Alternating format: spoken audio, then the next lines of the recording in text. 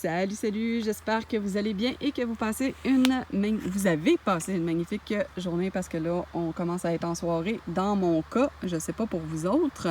Je vous montre un petit peu d'images de mon petit coin tranquille que j'aime bien, avec plein de champignons dans mon bois. Il y a vraiment énormément de champignons, c'est fou. Je connais absolument rien dans les champignons, mais ça m'intéresse, puis probablement que je vais prendre le temps durant l'hiver parce que là, j'ai absolument pas le temps de jouer à ça. Je trouve ça dommage parce qu'il y en a plein, là. Je suis sûre que les gens qui connaissent ça capoteraient. J'imagine c'est normal, là. Il y en a un petit cute. Je vais peut-être... je sais qu'il y en a un gros. Je sais pas si on le voit. Ouais. Et en tout cas, il est tout petit, là, on est de loin. Il y en a un méga gros pas loin. Mais je vais pas vous le montrer là parce que c'est pas le but de ma vidéo, comme vous avez pu voir dans le titre. Je veux aborder la question de est-ce que la Bible a été trafiquée ou non? Et surtout, est-ce qu'on peut s'y référer ou non? Donc, je ne détiens pas la réponse à ça. Ça sera à vous de faire votre propre réflexion. Je veux juste vous partager la mienne. Pour que ça vous invite à réfléchir à ça. Parce que malheureusement, les gens ont tendance à dire « la Bible, ça vaut pas de la chenoute », mais sans savoir de quoi ils parlent. Là, si je gigote, je suis désolée, c'est parce que je me fais manger par les maringouins. Il y en avait moins quand il était plus tôt en après-midi, mais là, il y en a beaucoup. Fait que c'est ça, les gens vont dire ça sans savoir, c'est de la pure croyance dans le fait que la Bible c'est de la chenoute. Souvent c'est référé par « Ah, j'ai vu une vidéo puis le gars démontrait à quel point c'était de la foutaise la Bible, que c'était fait par la Kabbale ou tu sais, toutes sortes de choses comme ça, de théories comme ça. » Puis à chaque fois, je leur demande de m'expliquer, puis on me réfère la vidéo, on me la donne à écouter. Mais en général, c'est des extrêmement longues vidéos. Et puis, j'ai pas le temps, OK? Puis, de toute façon, moi, ce que je demande en général aux gens, pas tout le temps, mais assez souvent, est-ce que tu peux m'expliquer dans tes mots à toi ce que tu as compris de cette vidéo-là? Puis, de façon... honnêtement, c'est pas arrivé une seule fois qu'il y a quelqu'un qui a réussi à me l'expliquer. Jamais. Parce qu'ils n'ont pas pris connaissance du tout du contenu. Ils ont absorbé une information sans la remettre en question non plus parce que ça fait leur affaire, OK? Je comprends qu'il y a bien des choses au niveau de la foi chrétienne qui rebutent les gens avec raison. Il y a eu, oui, les pédophiles, ça c'est sûr, je suis absolument contre la pédophilie, là, on s'entend. Sauf qu'il ne faut pas généraliser non plus, c'est pas tous les prêtres et les curés qui sont des pédophiles. D'ailleurs, moi, quand j'étais jeune, tu sais, c'est sûr, au Québec, on a tout un bagage en général, la plupart du temps. Le Québécois moyen, un passage catholique, hein? On a plus des racines catholiques, là, dépendamment des générations, là. Si vous êtes jeune, peut-être pas. Mais j'étais enfant de cœur quand j'étais petite. Puis j'ai jamais eu de problème de cette nature-là avec le curé, OK? Puis j'ai été en présence avec lui tout seul à quelques reprises. Il n'y a jamais eu aucun comportement de cette nature. Fait que c'est pour ça qu'il ne faut pas généraliser non plus. Puis de diaboliser, même si c'est vrai qu'il faut dire contre, que c'est pas correct. Puis qu'il faut le dénoncer. Ça, je suis pas contre l'idée de dénoncer, mais il faut pas généraliser. Aussi, il y a de la désinformation autant dans tous les milieux religieux, puis ça, je le comprends aussi. Il y a de l'extrémisme aussi. Fait que ça, c'est sûr qu'à un moment donné, il y a des sectes qui sont créées à partir de la foi chrétienne aussi, entre autres les Rose-Croix. Hein? Ça découle de la foi chrétienne aussi, ils s'inspirent de la Bible, mais c'est ça. Bref.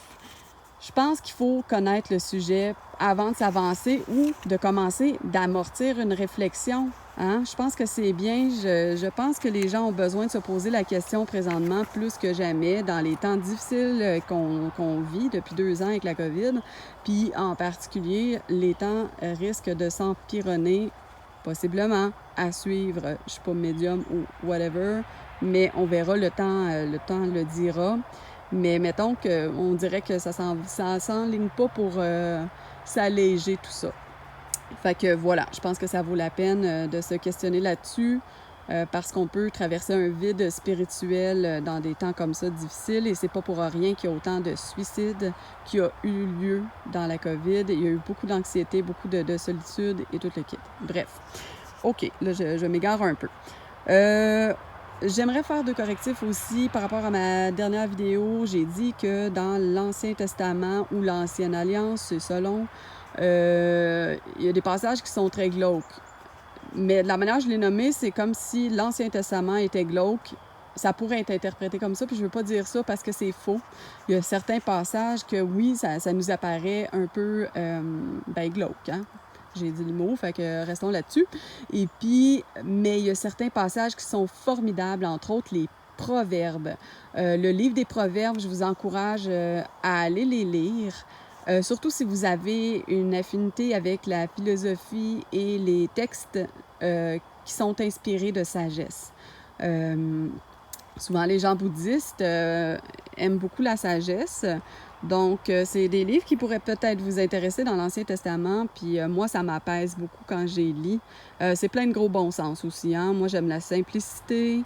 Fait que ça va tout à fait avec ma personnalité. Peut-être la vôtre aussi. Et puis, il y a aussi les livres des prophètes. Il y a plein d'affaires, là. Je vous nomme 2 choses, là, parce que j'ai pas encore tout lu l'Ancien Testament, là, c'est trop long. C'est trop long. Ça va se faire dans le temps, comme qu'on dit. Mais sinon, les livres prophétiques sont intéressants aussi. Entre autres, le livre de Daniel et Ézéchiel qu'on peut rattacher. J'ai pas lu les autres encore, un peu Jérémie, mais bref. Mettons que ceux-là, je sais qui sont comme on peut faire des liens avec le livre de l'Apocalypse qui est dans le Nouveau Testament ou la Nouvelle Alliance. C'est ça long, encore une fois. Et puis, c'est ça. Fait que c'est intéressant de les lire parce que la Bible n'est pas là pour rien. Elle nous informe de certaines choses, donc ça peut être intéressant de s'y pencher, même si les livres prophétiques sont un peu hermétiques, on ne se le cachera pas. Mais je reviendrai à ça pour nous aider à comprendre la Bible sans qu'on ait besoin d'une tierce personne parce que c'est ça, on n'a pas besoin d'un curé, on n'a pas besoin d'un pasteur, on n'a pas besoin d'un évangéliste nécessairement pour comprendre la Bible si on se donne le temps, puis on prend le temps. Je vais le dire tout de suite, avec la prière. Il faut prier Dieu avant qu'il nous éclaire sur le message, puis à un moment donné, ça débloque dans notre tête, puis on comprend. Faut pas se fier nécessairement aux hommes parce que où il y a de l'homme, il y a de l'hommerie et ça donne justement certaines déviances dans les religions. Puis je voudrais dire n'importe quelle religion, peu importe laquelle. Il y a toujours des petites dérives. Il faut faire attention. Des fois, c'est pas par des mauvaises intentions, mais c'est fait par ignorance. C'est pas parce qu'on est pasteur qu'on connaît plus nécessairement. Normalement, on devrait s'attendre à ça, mais dans les temps d'aujourd'hui, je pense qu'on peut se désillusionner. Tout le monde a embarqué dans le train qui n'en finit plus.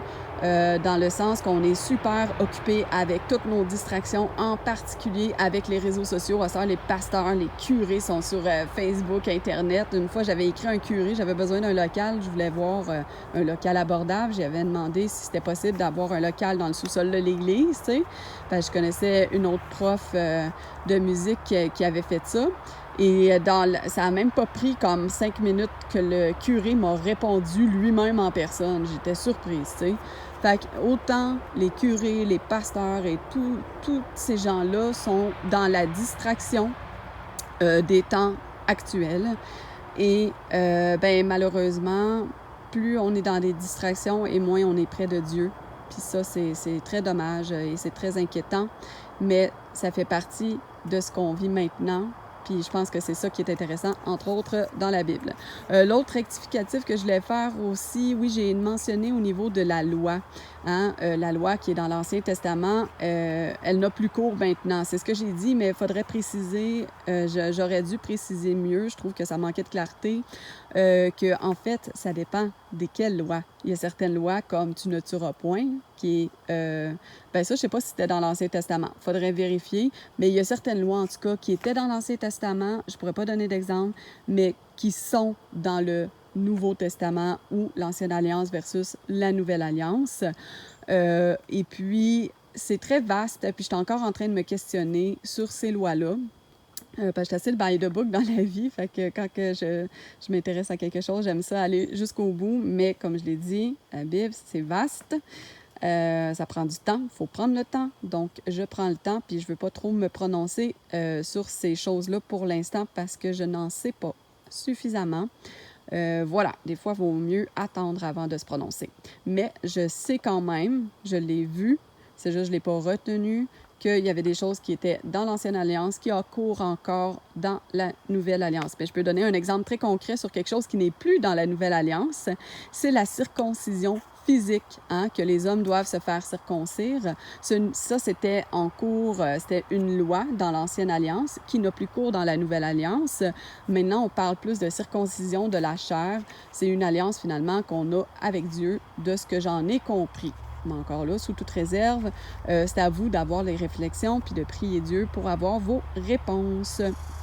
Voilà, hey boy, ça fait 10 minutes puis j'ai même pas abouti sur mon début de truc. On y va. Oui, donc par rapport à la Bible, est-ce qu'elle a été trafiquée ou pas? Moi, je pense qu'il y a des mauvaises traductions de la Bible, peu importe laquelle des traductions qu'on peut lire. Je crois qu'il y a des erreurs dedans. Ça, c'est ce que je crois. Est-ce que ça a été fait volontairement ou c'est juste par négligence ou par simple mécompréhension du texte? Ça, c'est possible. C'est pas à moi de juger ça. Je laisse ça à Dieu parce que seul lui est capable de juger réellement les cœurs. Ça m'appartient pas. Je tiens à dire qu'à quelque part dans la Bible, au moins à un endroit, je pense que c'est dans l'Apocalypse, le livre de l'Apocalypse, qui d'ailleurs, c'est à cause de ce livre-là, parce que c'est plein de petits livres hein, dans la Bible au complet. Là, c'est peut-être, si vous ne le savez pas, c'est pas un livre, c'est plein de petits... C'est un recueil de petits livres. Donc, l'Apocalypse fait partie de la Nouvelle Alliance ou le Nouveau Testament. Et c'est le dernier livre de la Bible. Et puis, au niveau de la Bible qui contient les textes majoritaires, je ne me suis pas encore intéressée aux Bibles qui contiennent des textes minoritaires également. Je pense que la religion catholique utilise des textes minoritaires. Si vous questionnez sur la question texte majoritaire et minoritaire, allez vous renseigner sur Internet. Il y a toutes les réponses. Voilà. Donc, là, je me suis égarée avec toutes ces explications et mon petit papier, je l'ai perdu vue. Ah oui, c'est ça. Dans l'Ancien Testament, dans le livre de l'Apocalypse, on parle que quelqu'un qui changera le livre ou qui enlèvera des parties de ce livre, je crois que c'est en parlant, par exemple, du livre de l'Apocalypse, va être anathème. Ça veut dire qu'il va être maudit. Donc, il y a une malédiction pour les gens qui vont vouloir traficoter les paroles de la Bible. Du livre, en tout cas, de l'Apocalypse, à tout le moins, mais faudrait vérifier ailleurs parce que quelqu'un m'a dit que ça se trouvait aussi ailleurs. Faudrait vérifier. Et puis, du coup, les gens qui commencent à traficoter ça, ils peuvent le faire, mais attention, parce qu'ils vont avoir une malédiction sur eux, puis je leur conseille pas. Tu sais, Dieu, il est bon, mais il est juste aussi. Fait qu'il fait attention à ce genre de choses-là. Et puis, là, c'est un peu bizarre, là, comment je le dis. Là. Je l'exprime mal, mais j'espère que le message va passer, que ça va faire du sens pour vous. Sinon, aussi, par rapport à ça, là, en fait, je veux en venir à la puissance de Dieu. Tu sais, là, moi, je parle de Dieu qui a vraiment absolument tout créé. L'être suprême qui existe, qui a créé les arbres qui m'entourent, les fleurs, qui a créé chacun des humains avec tous les systèmes internes dans le corps humain. Si vous saviez, si vous avez fait des cours d'anatomie, le corps humain est vraiment formidable. Moi, ça me fascine. La capacité juste du corps de se régénérer, de se reconstruire, de guérir par lui-même à certains moments. Des fois avec un peu d'aide pour aller plus vite, c'est formidable. On pourrait en parler pendant des heures. Juste la Terre avec les milliers de micro-organismes, tout ce que ça fait, les feuilles qui tombent sur le sol, ça recrée de la Terre. Tu sais, sur toute chose, on pourrait s'émerveiller. Ça, c'est tout Dieu qui a créé ça. Donc, s'il a été capable de tout créer ça, toute la planète, les animaux, toutes les interrelations, mais pourquoi qu'il ne serait pas capable de protéger le témoignage de son existence? Pourquoi qu'il ne serait pas capable? Moi, c'est là que ça m'a fait un switch dans ma tête. Ça serait comme de voir Dieu impuissant. de dire qu'il n'est pas capable de la protéger, la Bible. Peut-être que vous trouvez que c'est pas scientifique comme réflexion, mais en tout cas, moi, je trouve que ça m'a suffi pour convenir qu'il faut faire attention. Peut-être que des petites erreurs de traduction, mais pour pallier à ça, ça peut être intéressant justement de regarder les différentes versions, les différentes traductions bibliques de la Bible. Fait qu'il y en a plusieurs. Moi, celle que j'ai achetée, c'était la Louis II. C'est probablement celle aussi qui a le plus d'erreurs de traduction. Peut-être la moins bonne, c'est la plus critiquée. Fait que, mais c'est pour ça que si tu complètes avec une Martin, une Osterwald, il y en a BYM, Bible de Yehoshua, Mashiach. Yehoshua, c'est comme la traduction. En fait, c'est pas la traduction, c'est Jésus qui est la traduction de Yehoshua. Donc, le nom initial, c'était Yehoshua, qu'on a traduit Jésus, et ça a été traduit en différentes langues. Donc, voilà. Puis, il y en a d'autres, là. Il y a la Darby. Ça, je me suis posé la question si c'était pas la Bible des témoins de Jéhovah, mais je pense pas finalement. Mais en tout cas, c'est à se questionner, là, mais il y en a différentes traductions. Vous pouvez aller, si vous êtes anglophone aussi, les versions anglophones, la King James, ça peut être intéressant. Moi, je suis pas assez anglophone, fait que je me contente de celles qui sont en français. Et voilà. Donc, quand on va voir les différentes traductions, puis d'ailleurs, une prochaine vidéo que j'ai déjà préparée, c'est juste, je ne l'ai pas encore tournée, je ne l'ai pas encore mis en voix.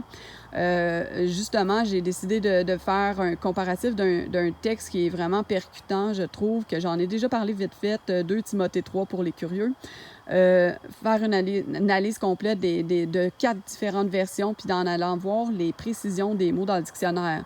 Oh mon Dieu, ça va être plate, hein?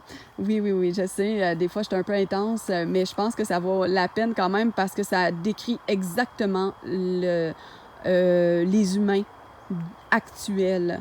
Puis ça nous indique où est-ce qu'on est rendu dans le monde, en fait, dans l'histoire de l'humanité. Fait que ça peut être intéressant. Je pense que, en tout cas, vous verrez si ça vous tente, vous l'écouterez. Sinon, il n'y a personne qui vous force. Hein? C'est pareil comme cette vidéo aussi. Il n'y a personne qui vous force à l'écouter. Si vous êtes rendu ici, voilà. C'est ça. J'imagine que ça vous tente de l'écouter. Sinon, vous auriez décroché déjà. Sinon, ouais, aussi, il y a des choses aussi qui sont particulières. Il y a des atténuations de certains termes que j'ai pu observer dans différentes versions bibliques. Ça, je vais en parler d'un terme en tant que tel, comme les gens seront égoïstes, versus dans une autre version, c'est les gens s'idolâtrent eux-mêmes. C'est une méchante... tu sais, ça veut dire à peu près la même affaire, mais il y en a un qui est pas mal plus intense. Tu sais, c'est ce genre de choses-là qui sont diminuées. Mais ça, c'est des choses que Dieu n'aime pas, qu'on s'idolâtre soi-même, mettons. Fait que quand tu atténues le terme, tu atténues aussi l'impact que tu vas avoir à ne pas vouloir décevoir Dieu en agissant de telle façon. Et dans ce sens-là, on peut se questionner sur ces choses-là. Puis je pense que c'est pour ça que ça vaut la peine de regarder les différentes versions puis de prier Dieu pour qu'il nous éclaire sur ce qu'il veut qu'on comprenne du message qui est écrit. Voilà. Ouais. Fait que c'est ça. Aussi, je trouve ça intéressant parce que l'humain est souvent en contradiction avec lui-même. Puis j'en fais partie aussi. Moi aussi, j'ai mes côtés que je suis contradictoire dans ce que je pense, dans ce que je vis. Puis c'est correct qu'on se questionne, puis c'est ça qu'il faut... c'est bien de le faire. Puis je pense aussi que faut juste, en fait, comme se l'admettre à soi-même qu'on est contradictoire dans nos réflexions. Je veux comme parler, entre autres, que souvent, depuis le début de la COVID, en fait, les gens font un rapprochement avec le livre de l'Apocalypse. Puis ils vont même citer des endroits dans l'Apocalypse qui font le lien avec maintenant, mais ils vont dire que la Bible, c'est de la chenoute puis qu'on peut pas s'y intéresser. Ça, pour moi, c'est très contradictoire. Je pourrais comprendre dans une certaine limite aussi, si c'est la Kabbale qui veut nous amener là, mais encore là, le truc qu'il y a, là, c'est j'ai lu tout le Nouveau Testament au complet, puis je vois pas le bug nécessairement. Jésus est un modèle à suivre. Jésus, c'est le Dieu vivant et on doit suivre sa façon d'être et d'agir qui est vraiment pas facile. Il y a juste Dieu qui est capable de faire ça. Mais la Bible va nous encourager à tendre vers ça parce qu'on ne pourra jamais y arriver. On ne peut pas nécessairement être à la perfection parce qu'on n'est pas Dieu. Mais c'est un modèle à suivre. Ça nous sert de modèle. Puis bon, là, je n'irai pas sur le fait qu'il est mort sur la croix puis il nous a rachetés, blablabla. Ça, je n'ai déjà parlé, puis c'est pas le sujet de la vidéo, mais ça serait très intéressant d'en parler plus approfondi, de façon plus approfondie. Mais questionnez-vous là-dessus. Vous pouvez aller voir sur Internet ou surtout lire la Bible si ça vous tente. Aussi, l'utilisation de références bibliques, en le sachant ou pas. Ça, depuis le début de la COVID, encore une fois, quand j'entends des gens qui parlent contre la Bible, mais souvent, ils vont avoir des références super bibliques, comme se fier à l'archange Michael. Mais l'archange Michael, il vient de la Bible. Donc, si la Bible est faussée, pourquoi vous vous fiez à l'archange Michael? À moins que vous réussissiez à me trouver un texte plus ancien que la Bible où qui fait référence à l'archange Michael. Ça, j'aimerais bien ça savoir. Sinon, la Kabbale, oui, hein, là, je vais parler vraiment de la Kabbale. Ils font des statues, ils font des cérémonies, puis toutes ces affaires-là sont anti-Dieu. Ils présentent Lucifer dans des statues. Comme, tu sais, puis ça, tout le monde, en tout cas pas tout le monde, mais tu sais, il y a plusieurs personnes qui ont mentionné ça, comme quoi que la Statue de la Liberté, je pense à New York, on voit ma qualité en géographie, c'est peut-être même pas à New York, je sais pas. La Statue de la Liberté avec son flambeau là, qu'elle tient, la fille ou le gars, on sait pas trop. Encore là, il y a beaucoup d'androgynes hein, dans ces statues-là. C'est très androgyne. Puis après ça, tant qu'à faire, là, ça me fait bifurquer aussi sur toute la promotion LGBTQ+++++. Je n'ai rien contre les gays, c'est pas le problème. C'est juste la surpromotion de ça qui mélange tout le monde, tous les cerveaux. Peut-être un jour j'aborderai cette question-là ou pas, je sais pas. Mais bon, bref, on voit en fait probablement Lucifer qui tient son flambeau sur la Statue de la Liberté, ça a été dénoncé, mais la Bible est fausse, tu sais. C'est toutes ces choses-là qui est assez cocasse à observer. Fait que là, on réfléchit là dans ma vidéo, j'espère. Ou pas, là, vous avez le droit de faire ce que vous voulez, là. C'est ça, toutes les cérémonies aussi que la Kabbale, pour vrai, fait. Hein? On a parlé de l'ONU et tout, ou je sais plus trop, tu sais, il y avait comme, tu sais, ou les Jeux olympiques, des affaires glauques, là, morbides, c'est dégueulasse, c'est creepy. Ah, il n'y a rien de lumineux là-dedans, ça fait peur, puis il implique tout le temps des enfants, c'est creepy, j'aime pas ça. Puis plein de gens n'aiment pas ça. Mais ça, c'est super anti-biblique. Fait qu'on dénonce ça, on trouve ça sordide, on dit que c'est satanique, mais d'un autre côté, la Bible, puis moi je vous le dis, si vous lisiez la Bible, vous comprendriez à quel point il y a des blasphèmes dans ces choses-là contre la Bible, contre Dieu, contre Jésus. C'est des blasphèmes qu'ils font à tour de bras, mais la Bible est fausse. Fait que, tu sais, c'est ça. Mais le problème, c'est que les gens ne la lisent pas, la Bible. Puis je vous dirais, bien franchement, dans le milieu chrétien, je l'observe tout autant. Les chrétiens, ceux qui se disent chrétiens, la majorité, pas la majorité, je pourrais pas dire une statistique, mais il y en a trop qui la lisent pas, la Bible. Qui prennent pas le temps, qui se laissent plutôt instruire par des prêtres, par des pasteurs, peu importe l'intention. Je pense que l'intention peut être très bonne, mais comme je l'ai dit, eux aussi sont dans des temps de confusion. Puis je pense qu'ils n'ont plus, dans certains cas, pas tous, hein, faut pas généraliser, mais dans certains cas, ils sont complètement avec un voile sur le visage. Ils croient qu'ils ont encore le contact avec Dieu, mais ils l'ont perdu. Malheureusement, puis à cause de toutes les distractions. Fait que c'est ça. Je pense que ça vaut la peine de s'instruire. Ça ne va pas vous faire du mal de lire la Bible si ça vous tente. Tu sais, c'est ça. Si vous voulez lire la Bible, je vous conseille, c'est le conseil qu'on m'avait donné, que je n'avais pas écouté la première fois, tête de cochon que je suis, mais je vais vous le conseiller. De commencer par les 4 évangiles de Matthieu, Marc, Luc et Jean. Là, peut-être que je les ai pas dit dans l'ordre, là, ça, peu importe. Ça raconte, je crois, le récit de Jésus, mais de points de vue différents. Puis je pense que Jean, je pense que c'est le 4e évangile, l'a pas connu personnellement, Jésus, je pense. C'est à vérifier. C'est pour ça, ne croyez pas les gens qui vous disent des choses, allez vérifier par vous-même. Parce que même si, présentement, je suis de bonne intention, je peux me tromper. Puis ça, c'est tout le monde, tous les humains dans le monde, peu importe leurs intentions. Des fois, il y en a qui ont l'intention de vous tromper, mais pas tous. Je pense qu'en général, les gens sont dans la bienveillance, puis ils croient ce qu'ils disent, mais ils peuvent se tromper, puis des fois, ils sont trop orgueilleux pour l'avouer par la suite. Donc, c'est correct de se tromper aussi, mais on peut se rétracter puis avoir l'humilité de rectifier le tir, tu sais. Hein? Ça fait de mal à personne rectifier le tir, puis ça démontre de l'humilité, puis c'est bien. Dieu, il aime ça. OK. Là, je me suis perdue avec tout ça. Bon, je pense que j'ai pas fini mon point, là. C'est pas grave, là. Mettons que vous le finirez par vous-même, vous compléterez. Je suis désolée, je suis fatiguée, là. Le soir, moi, j'ai pas les idées claires le soir. Là, ouais, les francs-maçons, oui.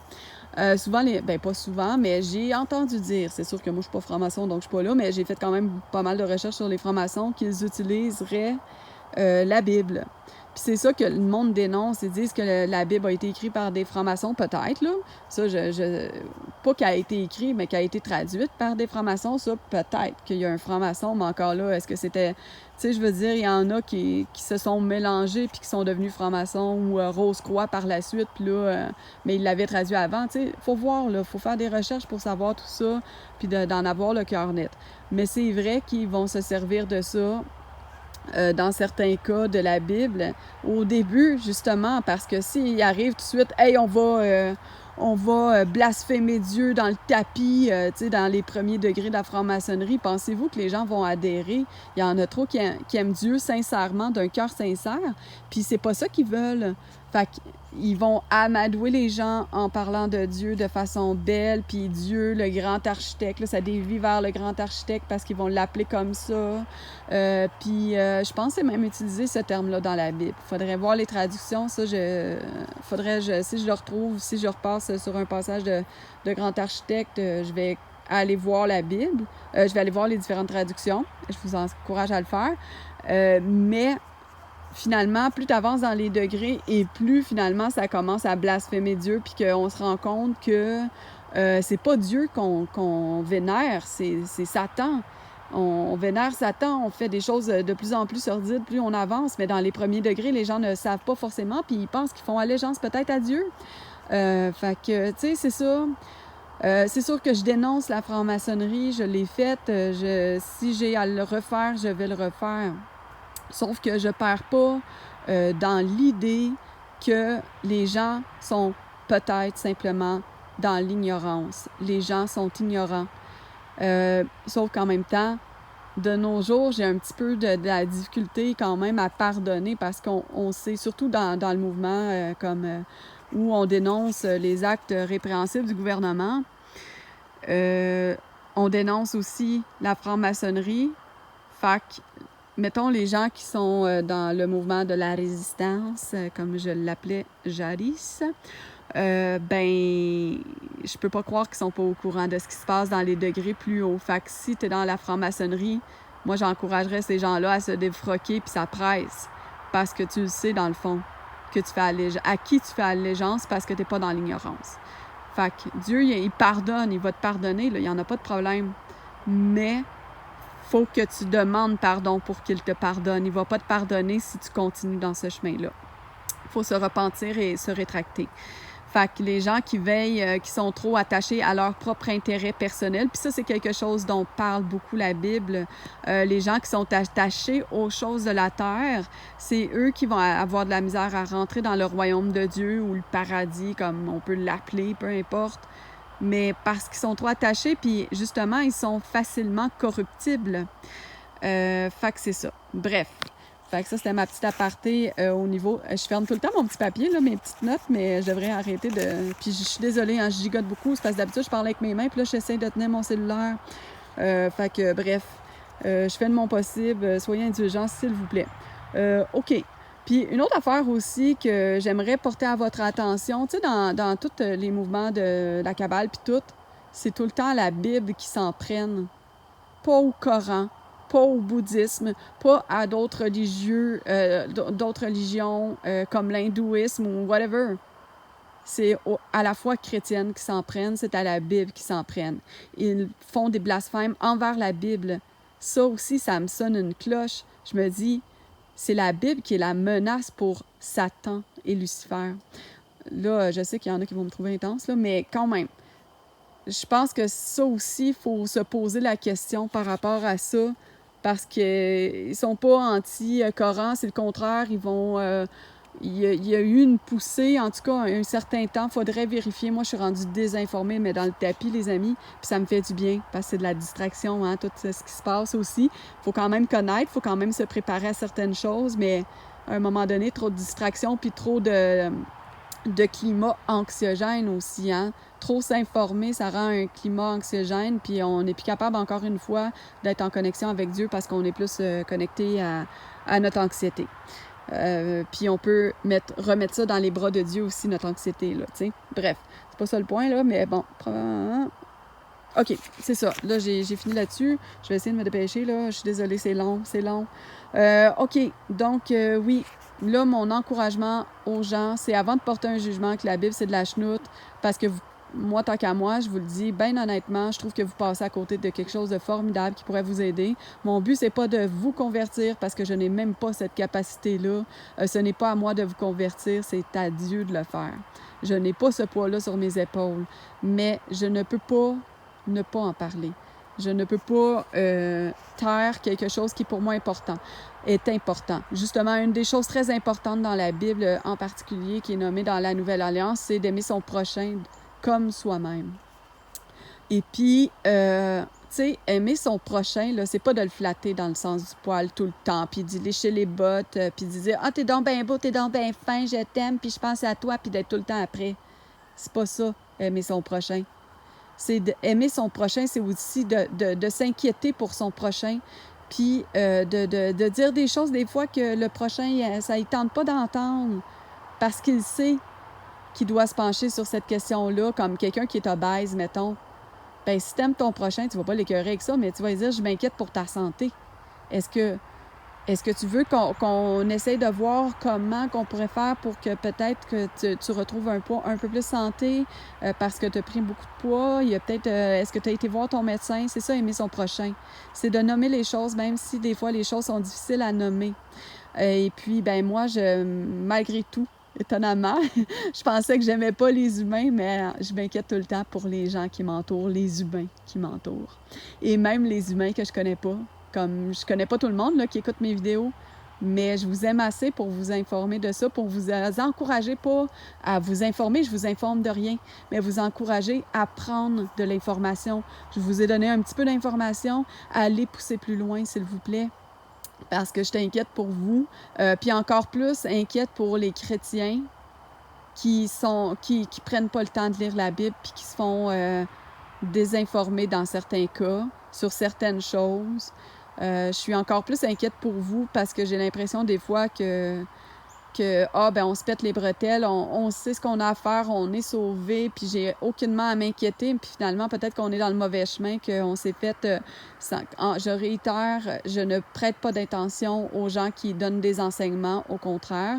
Ça prend énormément de travail, de courage, de patience, puis gloire à Dieu pour ça, qui forme des grands enseignements, des grands enseignants, mais il ne faut pas s'arrêter juste aux enseignants. Il faut faire notre travail. Puis justement, la société d'aujourd'hui nous a enseigné principalement à devenir des gros paresseux. Et c'est pour ça que ça devient difficile. Puis tu sais, dans l'ancien temps où la foi chrétienne était très promue, malheureusement, c'était dans un temps aussi où les gens étaient illettrés. Puis encore une fois, il y a eu des abus qui sont, oui, on doit dénoncer des abus, sauf que, encore une fois, il ne faut pas généraliser. Il y en a eu des bonnes choses qui ont été faites aussi. Voilà. Puis, dernière petite chose pour conclure, j'ai envie de dire aux gens qui, peu importe que vous soyez croyants ou non croyants, peu importe ce que vous avez fait dans votre vie, vous avez peut-être un passé difficile, ben Dieu, il a toujours été avec vous, puis il attend juste une chose, c'est que vous lui demandez de l'aide, que vous ayez l'humilité de demander de l'aide, parce que ça prend de l'humilité pour demander de l'aide. Et il attend juste que vous le cherchiez. Il veut que vous le cherchiez, et puis il va se présenter à vous, puis il va vous pardonner pour les choses que vous auriez faites. Hein? Moi, la première, j'en ai fait des niaiseries dans ma vie, puis plus je pense à ça, plus je me recueille en ce moment, ça me fait du bien. La nature, ça me fait vraiment du bien là-dessus, même s'il y a eu des temps difficiles là, dans les dernières semaines et mois. Ma transition de déménagement, j'ai trouvé ça difficile. Le stress, les rénovations, j'étais encore dans les rénovations, c'est compliqué. Mais à l'intérieur de ça, je prends le temps de me connecter à la nature. J'entends des bruits. Et puis, ben c'est ça. Je me rends compte à quel point, malgré toutes les erreurs que j'ai faites, malgré que j'ai été dans une vie de péché selon la Bible, puis même, c'était pas correct. J'ai fait des choses pas correctes, on en a tous fait, je crois, ou peut-être pas, je sais pas, mais en tout cas, moi, je suis loin d'être parfaite, puis je me rends compte à quel point Dieu, il était tout le temps avec moi. Je devrais même pas être en vie aujourd'hui pour vous parler, mais Dieu m'a jamais lâché, puis il a empêché que certaines choses arrivent, et ce qui fait que je suis encore en vie, debout sur mes deux pattes, en train d'être tout seul dans le bois, puis là, que la nuit est en train de tomber. Je suis quasiment en train d'avoir peur, mais non. Non, non, non. Et puis, c'est la même chose pour vous, j'en suis convaincue qui est là, OK?